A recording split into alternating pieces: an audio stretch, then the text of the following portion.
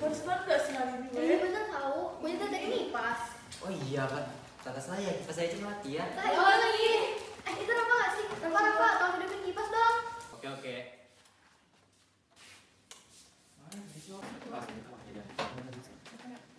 A few moments later. Udah, diskusinya selesai yuk. Baru mau ditutup. Iya Pak. Ya kita udah disuruh. Iya bener lagi, mana diskusi kelompok belum selesai. Iya lagi. Gimana dong? Gimana kalau kita lanjutin diskusinya di luar? Oh boleh. Panas gak sih Sipa di luar nggak ada kipas? Ya betul nih. Tapi dia pikir-pikir kipas tuh sekarang nggak sih bisa muter ngeluarin angin? Ya kan ada aliran listriknya Peli. Oh iya. Terus aliran listrik itu tadi dari mana? Oh iya juga ya. Duduk bentar deh, di sana aku jelasin. Ya udah gas. Nah, jadi gini loh teman-teman, aliran listrik itu dihasilkan oleh energi panas cahaya matahari, air, angin, dan lain-lain yang akan diteruskan di pembangkit-pembangkit listrik seperti PLTU, PLTS, dan PLTA. Matahari, angin, air kan termasuk energi terbarukan. Benar. Itu kan kayak yang diajarkan sama Bu Rasma Otang. Lah, energi terbarukan tuh apa ya? Kok bisa lupa sih? Parah Parah sih. sih. Padahal baru pulang loh diajarin Bu Lasma. Tapi tenang aja, aku ada nih video penjelasannya.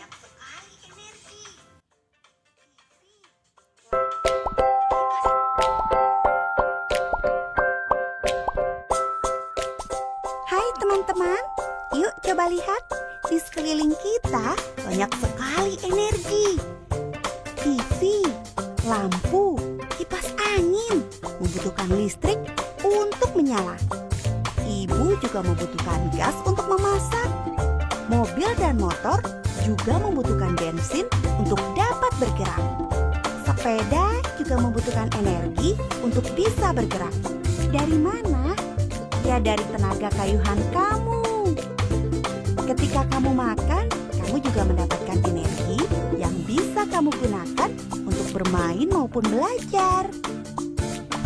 Seperti yang kamu lihat, energi sangat penting untuk kehidupan kita. Tapi tahukah kamu bahwa hampir semua sumber energi yang kita gunakan sekarang didapat dari bahan bakar fosil seperti batu bara, minyak bumi, dan gas alam. Jutaan tahun yang lalu, bahkan sebelum dinosaurus ada, di bumi terdapat makhluk hidup. Mereka menyerap sinar matahari dan menghasilkan energi lewat fotosintesis. Ketika mati, lalu mereka tertimbun ke dasar laut, dan energi tersebut masih tersimpan di dalam jasad mereka. Jutaan tahun kemudian, energi dari sinilah yang kita pakai saat ini dalam bentuk batu bara, minyak bumi, dan gas alam. Pemakaian bahan bakar fosil ini punya dampak buruk bagi bumi kita karena akan menghasilkan polusi yang dapat mencemari udara, air, dan tanah kita, dan juga membuat bumi kita semakin panas. Berita terburuknya, bahan bakar fosil ini jumlahnya sangat terbatas, sehingga kalau kita gunakan terus-menerus akan habis suatu saat. Menyeramkan bukan? Untungnya sekarang sudah ada yang namanya sumber energi terbarukan, yaitu sumber energi yang tersedia dari alam dan dalam jangka waktu yang relatif panjang, sehingga kita tidak perlu khawatir akan kehabisan. Yuk kita kenali sumber energi ini satu persatu. Energi surya. Tahukah kamu, ternyata sinar matahari selain sering digunakan ibu untuk menjemur baju, dapat kita manfaatkan sebagai sumber energi. Yuk kita lihat cara kerjanya. Pertama, panel surya akan menyerap sinar matahari. Semakin terang sinar matahari, semakin besar energi yang bisa dimanfaatkan. Lalu, sel-sel pada panel surya akan mengubah energi panas dari sinar matahari menjadi energi listrik. Listrik tersebut dapat kita gunakan untuk menyalakan alat elektronik di rumah kita.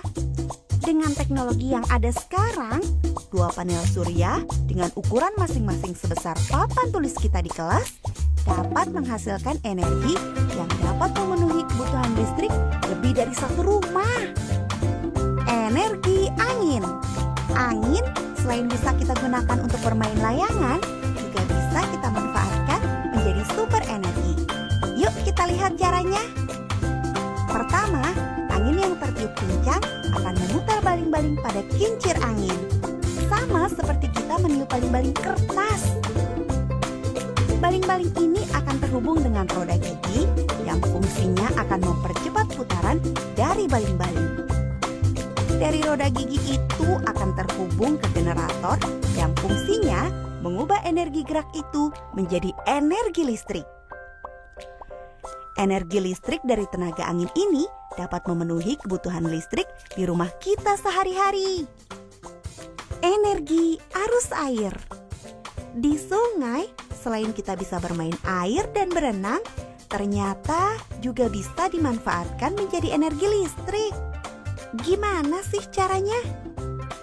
Energi dari arus air ini menggunakan tenaga air sebagai penggeraknya, seperti dari sungai atau danau. Arus air ini akan memutar kincir air. Kincir air ini akan terhubung ke generator yang fungsinya mengubah energi gerak itu menjadi energi listrik. Energi listrik dari tenaga air ini dapat digunakan untuk memenuhi kebutuhan listrik di rumah kita. Energi biomasa. Energi biomasa ini artinya energi yang bersumber dari makhluk hidup. Banyak sekali sumber energi biomasa ini. Contohnya, kotoran hewan ternak, limbah pertanian, limbah hutan, sampah sisa makanan. Kok bisa ya? Yuk kita lihat cara kerjanya. Pertama, kotoran hewan ternak, limbah pertanian, atau sampah sisa makanan tersebut dikumpulkan dalam sebuah tabung. Di dalam tabung tersebut terdapat bakteri yang akan menguraikan bahan-bahan tersebut menjadi gas metana. Gas metana ini akan ditampung pada tabung penyimpanan gas yang siap menjadi bahan bakar, seperti untuk memasak dengan kompor atau menjadi energi listrik yang dihasilkan lewat generator. Lalu, bahan sisa proses ini pun dapat dimanfaatkan menjadi pupuk untuk menyuburkan tanaman. Sangat bermanfaat ya. Jadi, banyak sekali kan sumber energi terbarukan di sekitar kita? Jika kita bisa memanfaatkan semua itu dengan baik, bukan tidak mungkin di masa depan kita tidak lagi bergantung dengan energi dari bahan bakar fosil. Sehingga sambil menikmati energi listrik yang dihasilkan, bumi kita pun juga akan lebih terjaga. Jadi teman-teman, energi terbarukan adalah energi yang berasal dari sumber daya alam yang dapat dimanfaatkan secara terus-menerus yang dapat digunakan dalam jangka waktu yang panjang. Contoh energi terbarukan tuh ada 5. Yang pertama, energi surya. Energi surya berasal dari sinar matahari. Yang kedua, energi angin. Angin berasal dari udara yang bergerak dari tekanan tinggi ke tekanan rendah. Yang ketiga, energi air. Energi air berasal dari air yang sedang mengalir. Yang keempat, energi panas bumi. Panas bumi berasal dari energi panas dalam permukaan bumi. Yang kelima, energi biomasa. Biomasa adalah energi yang berasal dari sisa-sisa makhluk hidup seperti kotoran hewan, limbah rumah tangga, limbah pertanian, dan masih banyak lagi. Nah, jadi penggunaan energi terbarukan itu bukan hanya untuk dijadikan aliran listrik, melainkan masih banyak lagi penggunaannya, yang seperti energi matahari digunakan untuk menjemur pakaian, lalu energi air digunakan untuk keperluan sehari-hari seperti mandi, dan energi angin digunakan para nelayan untuk berlayar. Dampak positif dari energi terbarukan itu banyak sekali, seperti mengurangi eksploitasi lingkungan, mengurangi pencemaran udara, dan masih banyak lagi. Tapi teman-teman, dari semua dampak positif yang udah dijelasin Fai tadi, ternyata energi terbarukan juga memiliki dampak negatifnya. Seperti misalnya kita ambil contoh satu aja, Penggunaan lahan yang luas dapat mengakibatkan alih fungsi lahan, padahal ekosistem lahan tersebut sangat mengandung banyak sumber daya alam yang pada akhirnya dapat mengganggu kestabilan lingkungan. Selain itu, untuk menggunakan energi terbarukan, kita juga membutuhkan modal awal yang cukup besar. Nah, jadi sekian penjelasan tentang energi terbarukan dari kelompok atmosfer. Saya Syifa. Saya Evelyn. Saya Priscila. Saya Faid. Saya Rafa. Terima kasih sudah menonton video kami. Semoga dapat bermanfaat dan mudah dimengerti. Dadah. Bye-bye. Saya Priscila. Saya Faid. Terima Rafa. kasih. Semua dampak negatif.